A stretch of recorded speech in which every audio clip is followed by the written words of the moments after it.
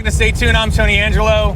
If you watched the last Firebird episode on the Hagerty channel, you would have seen us put together this 462 stroker Butler Pontiac engine and get it sitting in the car. And then we kind of left you hanging. We didn't get it fired up. We even kind of threw a little gag in there and teased them a little bit. Okay. Hit it. Just kidding. And guess what? I didn't want to leave you hanging this time. We got it cranked up immediately. You can hear it. It's running like a top. And this is the story of how we got this thing fired up. We've got some catching up to do, and then it's going to go to the dyno. We're going to see what kind of horsepower this blower motor can make without the blower. Let's go. So we had my Butler 462 cubic inch stroker Pontiac engine in my 74 Firebird, and we hit the sack for the night. We wanted to get this thing running. Came in this morning, and we've done a bunch of stuff. Number one was yank the engine and trans back out of this car because we just couldn't get it bolted up. Turns out when you run a solid engine mount, you have to open up the holes in all the pedestals on the frame, the subframe, so that it can move around and get the angles exactly just right. How was that? That was a struggle. It was a struggle. That was a couple hours. Once it's for me, like if the motor's in, I'm like, just keep trying. Like, you know, I fought with it for 2.5 hours with like pry bars. There was no giving up on that. Yeah, it was like in my brain. The best part is if you do that, it's like 2.5 hours of fighting it, or take it out in 30 minutes, drill the holes, get it back in. Quicker. But my brain's like, don't take it out. Once we got everything bolted in for good, then we have been like adding and connecting parts and getting it ready to hit the dyno. We're gonna fire it up as soon as possible and then take it out and see what kind of power this thing can make. I have installed a Speedmaster single plane intake, and there's a Zahali 850 double pumper on top of this thing. Michael is installing the MSD 6 BTM, which is like a boost setup ignition box, but we don't need that right now, but it also works fine without it. We'll need that for the supercharger down the road. What else have we done? My boy Mikey spent a while working on this cool American powertrain hydraulic clutch release system, so he had to dig in for a couple hours and get that up in the car. I had to help him. Car's too tall for me. Check out this funny clip. Yeah, so I'm just trying to get this old Z-bar linkage out of here and set up for this American powertrain master cylinder, which is awesome, but it's going to take a little custom mounting here. Hole for now to locate things, so I need you to stick that on and put the nut on. I'm confused. What does this do? It angles it down towards the ground, which will make it right in line with the rod travel. But this is a sandwich plate scenario, right? Yes, I have a plate on this side too. Okay. I'm trying to just locate it with the first hole first, and then I'll make sure you grab this hardware. At some point, Barb Leonardo's gonna get his skinny fingers in here. Yeah, I'll get in there now. I know, hold on, I think I got it. I want to be able to do this. I can't even barely touch it. I got it. Look, there's the nut. That's how I'm holding it. I went from the outside of the booster. You can kind of going around. Is this the angle you want it on? The angle can be set afterwards. I know, but I'm saying yeah, roughly. It's like halfway through its range, right? Good. Yeah. I think that's good. We're gonna come out with all that now. All that effort, just so I can mark these holes. Bled it, and once that was dialed in and finally releasing the clutch, I was able to install the Hurst Super Comp shifter, bang that thing through the gears on the Muncie M22 rock crusher. You'd have a lot more steering wheel input than that. Now I'll be like this. That was nice. Yeah, the drive shaft we made went right in. The guys at Cold Case, which is like a local PA company, hooked up a sweet dual pass radiator. It's all aluminum with their electric fan kit. It doesn't just go in. I had to weld up these post mounts that we use to hold it in the car, and we are blazing along. I have been right now, I installed the MSD billet distributor, but went like real 70s because this car is beyond super 70s. Yellow ignition wires. This would have been something I thought was corny like 10 years ago, but now I'm super into it. Yeah, red boots, yellow wires, everything on this car is like over the top, 70s, 80s vibe.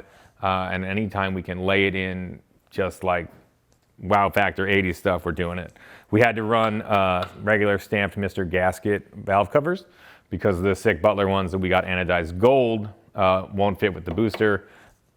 Breaks my heart. It does break my heart. Down the road, if I have to run manual brakes just to run those valve covers, I'm just dumb enough to do it.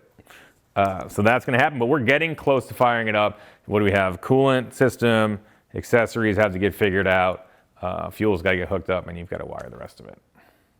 Not too much. That's a lot. Jamming. That's not, I mean, that's gonna take a while. Compared to what we've been doing? Yeah, this is a long, tedious process. We're not super familiar with Pontiac stuff. This is my first serious Pontiac build. You know, we know the basics of how to build a car, any kind of car, but Pontiac stuff is pretty special and very different. I'm excited. I want to get this thing fired up. So we're just going to blaze through the rest of it, come along for the ride, and we are getting close to firing it up. It doesn't matter that it's 10 o'clock at night already, and it's just open headers. So at some point, we may see the police in here.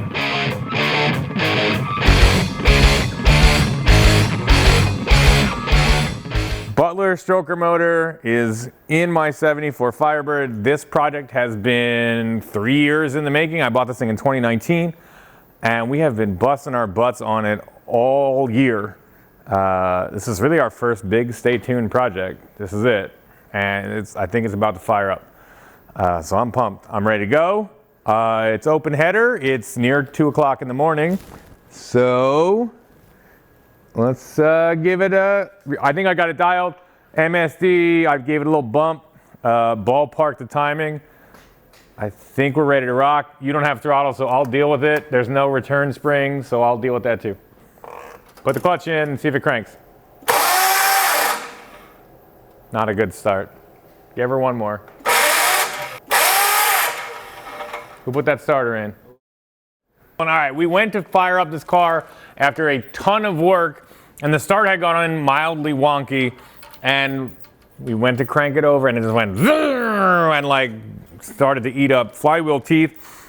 And then we realized somehow we ordered the wrong starter from MSD. We ordered one for a Chevrolet, and because our boys at Summit have already sent us enough stuff, like everything they make for my Oldsmobile Cutlass, turns out they sent us a tiny gear reduction starter that works on Oldsmobile and Pontiac. We just remembered we're gonna cram it in there and get this thing fired up. I'm so pumped. It's now 2:20 in the morning. But that's all right. I'm so excited to have this. I'm gonna sleep here. We could all sleep here. All right. Clutch in neutral, hit it.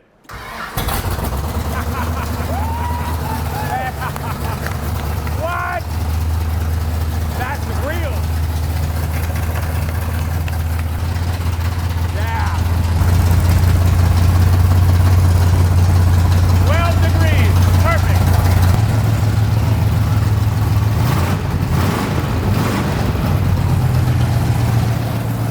Pretty nasty.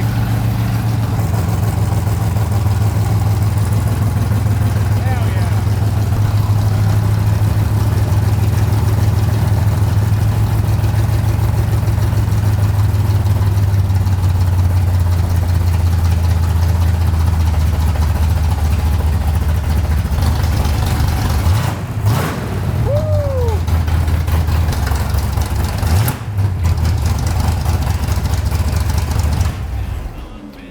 Just fuel pressure went down. I turned it way down.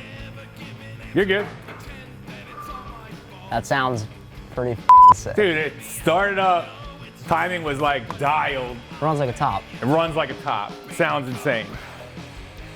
Oh my God, I'm very excited. Legitimately super pumped. Super proud of this effort. Super scared the cops are gonna come. It's 2:30 in the morning. Shut the door. Probably shut the door. Hell yeah, that is awesome. Holy sh**. That is a real deal. You just saw, he turned the key, it started up instantly. Amazing. Yeah, there was no TV magic there. That was no magic, no nonsense, instant fire. Hell yeah. All right, let's drink some beers and get some sleep.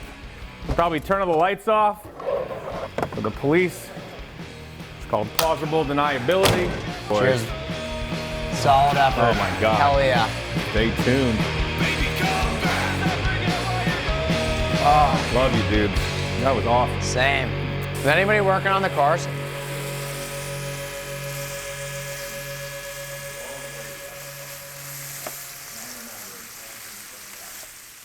So I scooped up this 1974 Street Freak Firebird on Marketplace for $1,000. Now, what is a Street Freak? Let's talk about it. Street Freaks were a movement of how to build hot rods in the late 70s to early 80s, where everything was just over the top, crank it up to 11, wild, wild, wild. The more chrome, the louder the pipes, the crazier the paint, the better. And I think it's so cool. They were raked out, crazy stance, just look at me, insane, insane muscle cars and hot rods, and I think they're so cool. And this car is a perfect example of a Street Freak, right? It's got like 10 different colors of paint with enough flake to make a bass boat jealous, right? It's got a complete velour and shag interior that's probably seen more action than backstage at a Motley Crue concert. It's got a giant hole in the hood for a blower, and it's time to get this thing back on the road. So this is the interior of a proper Street Freak. It's wild. It's velour wall to wall. Okay, when we got this thing, it was pretty crusty. The first thing to do was get rid of everything nasty. There was old green carpet, that's gone. While it was out, the guys put in a sweet 6-point cage. It's a S&W pre-bent cage, and we added these Summit swing out door bars. They are killer. We painted it gloss white for that like over the top 70s vibe, which I love. We took the seats, had them professionally cleaned so there's no residual DNA on anything. We took the shag carpet on the console here, gave it a good brush and a vacuum, painted a couple things black. You can see it's got full flake on the instrument panel here. We added a fresh oil pressure and water temp gauge from Autometer. Those are electronic, those work great. They fit sort of the vibe with everything else. And soon enough, we will be jamming down the highway with this thing, blasting out the 8-track. But right now, we're gonna take it to the dyno and see what kind of power this stroker motor can make. Let's do it.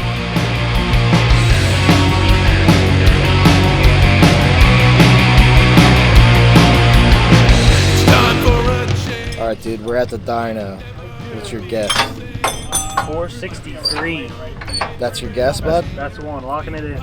You did a lot of work on this thing. Yeah. 463 is your number, huh? 463. So we're here at the dyno. I think this thing is gonna do 420 wheel horsepower. Zach's guess is 463, brother. That's healthy. I don't really know. You know, like we built this thing for boost. It has to have a supercharger to make peak power. So we gave up a lot with low compression and stuff. And it still has stock heads that are ported. So I'm gonna say 420 puts us, I think, around 500 at the motor. And I think it'll do 500 at the motor. But I'll be thrilled with that because that's still very, very burly. This thing is bananas. I'm thinking like 475 for the wheels. About a little more than 1 horsepower per cubic inch. I think it's a little low at the wheels. It's a little low on compression, but I don't know. I'm feeling it today. I'm feeling it today. This is look at it. 475? 475 to the wheels.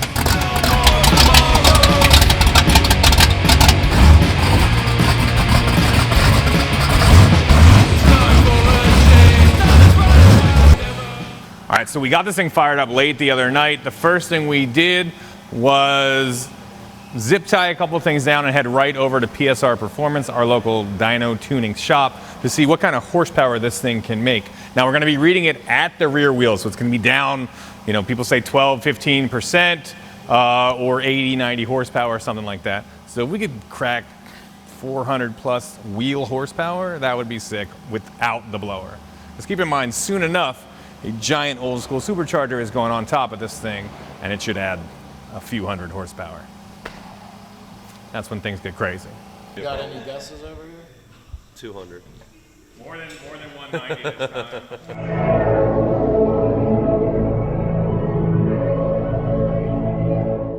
No, we're just getting started tuning. Brad's just working the idle out to try to get it to sound as much like Hot for Teacher as possible. We're almost there.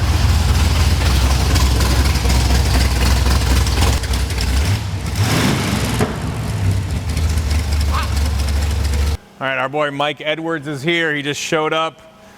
He's here to see what kind of power this thing can make, help do a couple last minute things. We're gonna set these valves hot to 8,000ths, set the lash to 8,000ths. We've got it all warmed up. Brad turned the screws on the carburetor just a little bit and just dialed in the idle mixture. We confirmed the base timing is like 12, looking at like 28 overall, he's saying. And we should be ready to rock.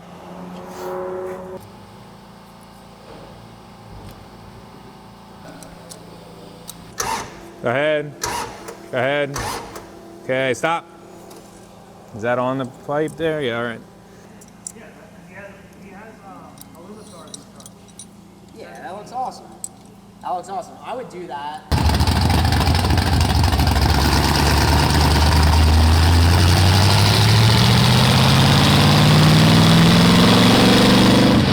We got the valve set, the timing and fuel are pretty close. So now Brad is going to run it up and down through the gears. We're checking for leaks, breaking in the clutch, and it's just watching for any parts falling off.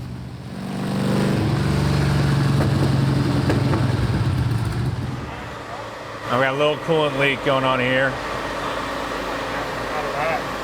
Underneath, see it? Well, it needs more distributor spring too, for sure. I can lighten the springs up. Oh, you didn't change that yet? They're like the bone stock, heavy. Okay. Why Yeah. don't you do that? Because I can tell it has no balls when you first dip into it. I know, it's taking forever. All right.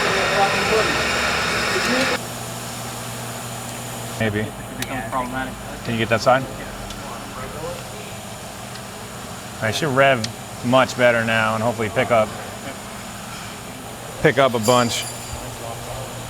You'll hear it immediately. Try to rev it. It's like you could see before it was slow, really slow. But I figured we'd get to it on the dyno. Brad is now doing some full throttle pulls to like 3,500 RPM, and it's already making about 300 foot-pounds of torque. I'm keeping an eye on the fuel pressure to make sure it's not bouncing around or crazy while Brad does a pull.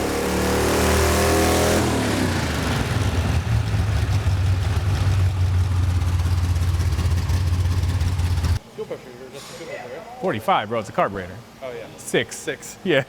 What did it dip to then? I had it at 6 and it started kind of dancing a little bit below 6. I'm gonna try to keep it like 6.5, 7.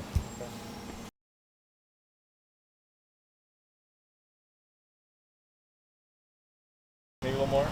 Rollers, they might be different height. I mean, that's really not flat. We're gonna just bump the main jet from an 80 to an 84, Actually, which is a decent amount. Out back? Nothing crazy. It's like, I swore they weren't that big. I thought it was like 74 and 78, but yeah. This carb was on the Demon? this carb, yeah, I think. 850. Yeah, Break down like the ones that we just pulled off. You see how they were like in pieces? yeah. Not even a little chapstick on there?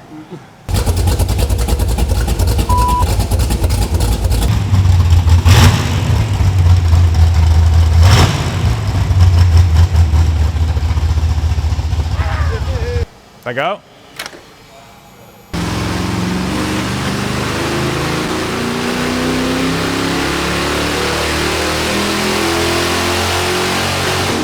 That's our first full pull. This thing made 312 wheel horsepower. We've got a carb vent overflow issue we got to dial in. It's wrecking the mixture up top, but that's a good solid start. Did you see the fuel pressure? Would be too much fuel pressure. Okay, so it blows to a seat. And then the other thing that happens is inside the metering blocks, you have these little orifices called emulsion tubes. Yeah. And they're so good. That's a gasket pipe. What? Do you want to put Cold boys? cold boys in this? Sure. I have a set of 8s. So we're gonna run a colder plug in here. Brad's got a set of 8s laying around. That should help us make peak power.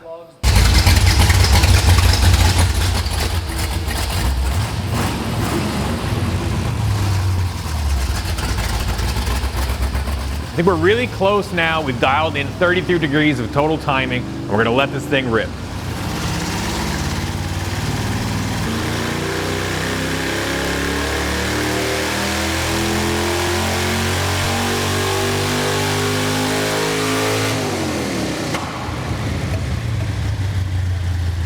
Went down to 5. Been leaning out a little bit. It's mid-12. It was pretty good, Yeah, but it was only 5 psi pressure, I think. I don't know, we should Good. leave it. Yeah.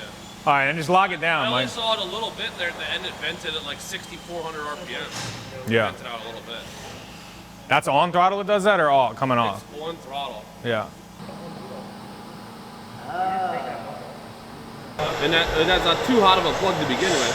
So it makes the combustion chamber hotter with a hotter plug anyways. And it's fouling it up? With more timing in it, it's going to pepper the plug, like little spots on it. And that's what, from leaning out?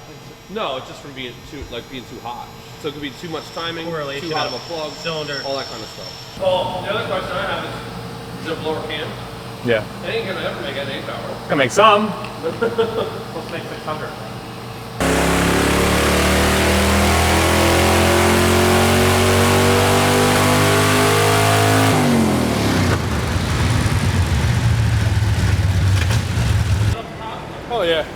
What do you got? 330, 340? That's something. Yeah, it made like 17, 18 horsepower. Yeah. A little more time and a little more power. Well, it also helps that header's a little bit better sealed up. So I'm saying, just turning a wrench and a little timing.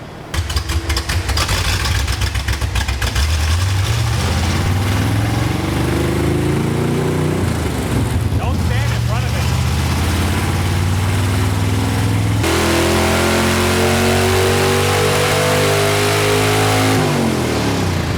Now, awesome. 336? 36 degrees. It's just advanced to zero. I thought pretty solid, man. Bring it back. Bring it back. Wow, 1 horsepower. Yeah. All right, let's lock it in like 33. I can feel 1 horsepower. All right, we tried running it with 36 degrees of total timing, only picked up like 1 horsepower, didn't really make a big difference, so we're gonna bring it back to 33 degrees, lock it in, and our final horsepower number is 332 wheel horsepower. This thing sounds great, it runs awesome, we are stoked. I'll take it. It's a blower motor without the blower. I'm happy. Inflation, bro. We're getting there. Inflation's killing us these days. I'm not mad at it. All right, fire it up and let's lock it in there. What can I claim that is at the motor? 420? What's that? What do you think that is? 335 at the motor. Honestly, it's probably about 18% loss between the drivetrain and everything. There you go, 18%. I'll take it. Give me a number. I'll give you a number here in a second. Brad's gonna give me a number. Well, essentially, we're here to make through this thing, got broken in, the tune is clean, we can start driving it around. What do you got? 390. All right. We're calling it 390 horsepower at the motor.